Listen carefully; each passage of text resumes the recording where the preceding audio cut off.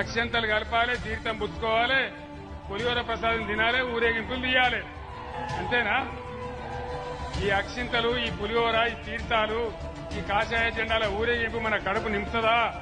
మాజీ ముఖ్యమంత్రి కేసీఆర్ గారు ఎంత చులకన భావంతో మాట్లాడిందంటే, పసుపు తీసుకురావాలి, బియ్యం కలపాలి, పసుపు బియ్యం అక్షింతలు అవుతాయా అట, పులిహోర తింటే కడుపు నింపుతుందా అట, ఊరేగింపులు పెడితే కడుపు నింపుతుందా అట, కాషాయ జెండా అన్నం పెడుతుందా అట.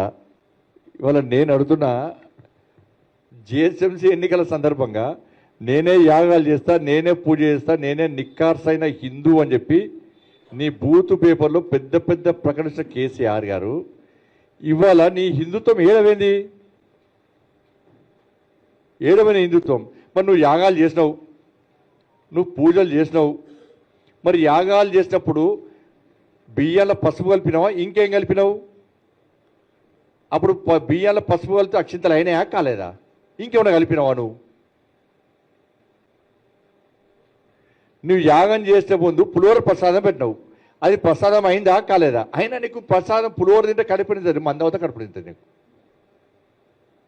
పులిహోర నీకు పని చేస్తా? అది నువ్వు చేస్తేనే పూజ, నువ్వు కలిపితే అక్షింతలు, నువ్వు తింటే ప్రసాదం. ఇతర భక్తులు హిందువులు బియ్యాల పసుపు అక్షింతలు కావు.